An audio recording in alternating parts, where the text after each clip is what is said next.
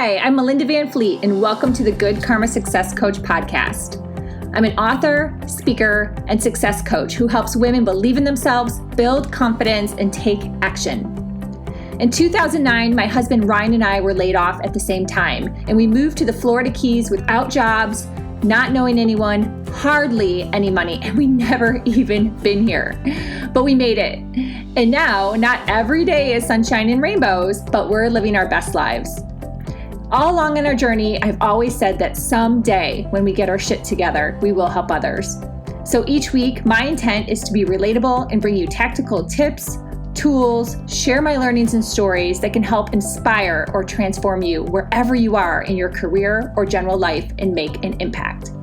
I strongly believe that if I can do it, you can do it too. So what's stopping you?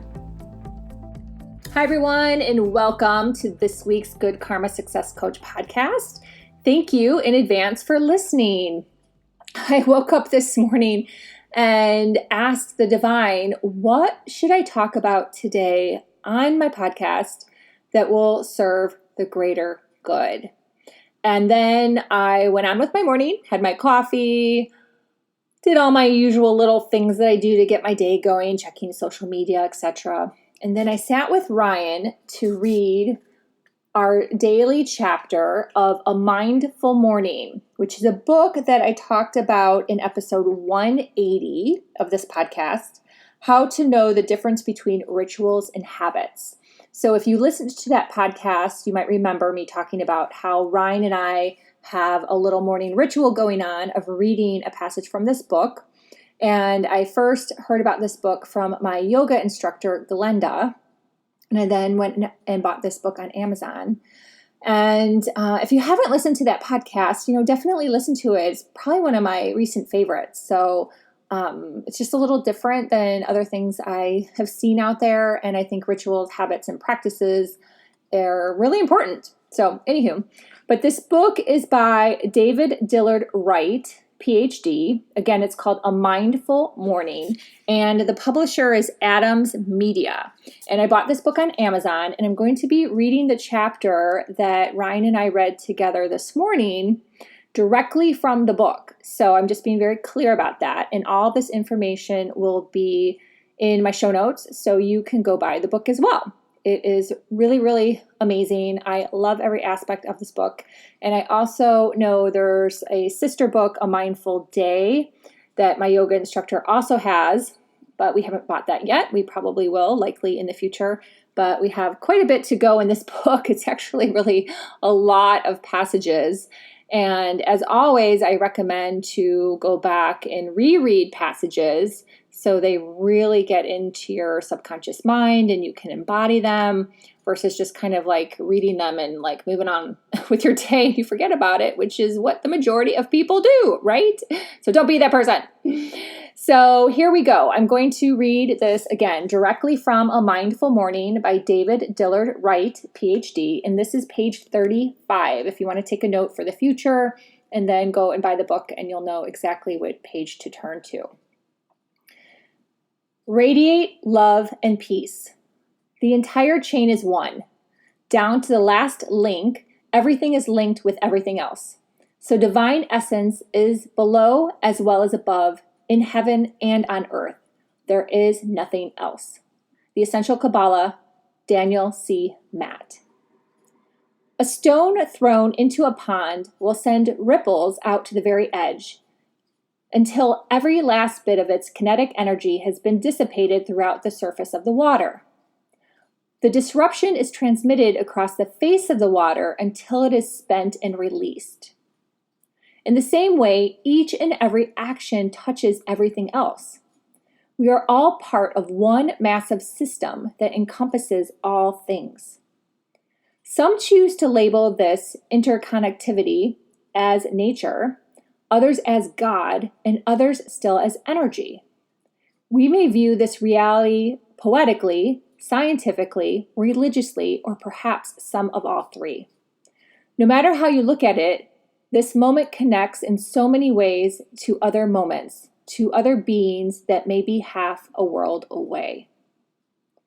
This interconnection need not be frightening or paralyzing. we might be inspired by it instead.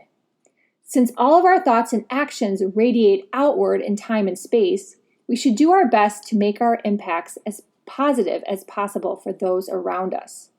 Starting from the heart center, cultivate feelings of peace and love for all beings. Picture this loving energy radiating outward to touch the whole universe.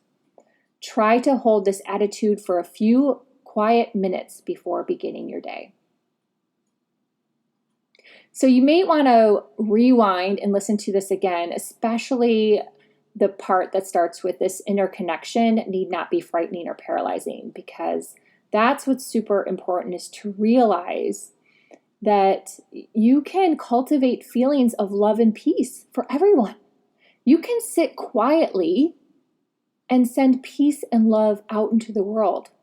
This not only will calm your nervous system, and this is just me talking now, but it will help others too, because we're all connected. We're all connected. So Ryan and I loved this chapter. It's perfect for what is going on right now. You have to realize, you know what, unless you're in politics or you have some sort of, positioning with what's going on in the world, there's not a whole lot we can do.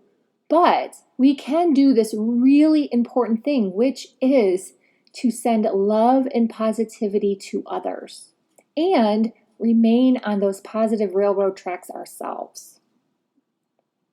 What does that mean? Turning off the noise, not listening to someone if they're triggering you, going outside, taking a walk, reading a book, buying this book, reading this book, right? Buying one of my books, reading a book, anyone's book. Seriously, there are so many positive things you can do. Go have lunch with a friend who's positive. That will help. You'll feel their energy. You'll start to shift. Making a phone call, having a Zoom call.